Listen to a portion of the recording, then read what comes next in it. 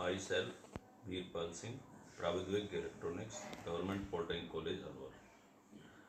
Subject electronics device and circuit.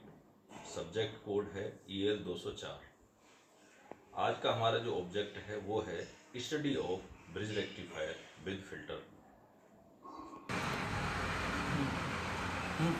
इस practical में जो रिक्वायर्ड इक्विपमेंट्स हैं वो है bridge rectified circuit with filter, circuit kit और multimeter, CR and connecting leads. अब इसका जो नेक्स्ट पॉइंट आता है वो आता है ब्रीफ थ्योरी। ब्रीफ थ्योरी में हमको इस सर्किट में सबसे पहले फिल्टर के बारे में जानकारी चाहिए। तो there are 3 types of filter. First है कैपेसिटर फिल्टर, सेकंड है LC फिल्टर और थर्ड है पाई फिल्टर। इन फिल्टरों की सहायता से AC को DC में कंप्लीटली हम प्राप्त कर सकते हैं। अब हम नेक्स्ट पॉइंट इसके सर्किट पर चलते हैं। तो इस सर्किट में आप देख रहे हो कि हमने अभी जो फुल वेव रेक्टिफायर बनाया था उसके अंदर 2 डायोड की सहायता से हमने AC को DC में कन्वर्ट किया था।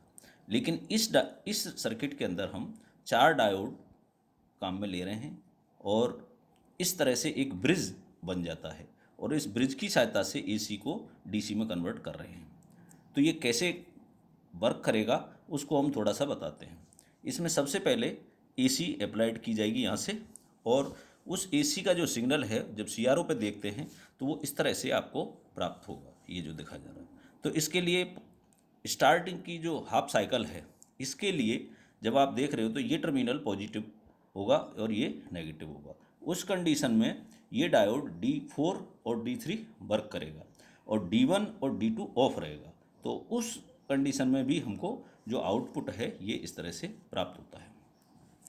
सेकंड कंडीशन में जब नेक्स्ट हाफ साइकिल आएगी उस कंडीशन में ये जो डायोड हैं ये इसका नेगेटिव हो जाएगा और ये इसका पॉजिटिव हो जाएगा। तो उस कंडीशन में ये डायोड और D1 और D2 वर्क करेंगे और D3 और D4 ऑफ रहेंगे।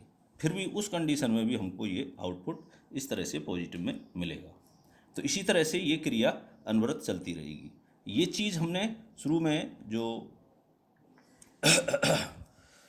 फुल वेव रेक्टिफायर देखा था उसमें भी यही प्रक्रिया थी, लेकिन इसको कम्प्लीटली हमको AC को DC में कन्वर्ट करने के लिए एक फ़िल्टर सर्किट की ज़रूरत हुई है। तो ये सर्किट हमने आप देख रहे हो यहाँ से इस तरह से जो दिखाया है ये पाई फिल्टर है जिसमें C1 C2 2 कैपेसिटर हैं और एक ये इंडक्टर है। इसकी सहायता से हम इसको अब कम्प्लीटली AC को DC में कन्वर्ट करेंगे। तो इसमें हम जब यहाँ से देखते हैं कि ये वाला जब ये आती है तो उस कंडीशन में जो इसमें DC यहाँ मिल रही थी इस पॉइंट पे वो कम्प्लीटली इस कैपेसिटर की सहायता से ग्राउंड हो जाएगी और उसके बाद नेक्स्ट यहाँ DC बचेगी और फिर इस इंडक्टर की सहायता से और जो शेष रिमेनिंग AC है वो C2 की सहायता से ग्राउंड हो जाती है।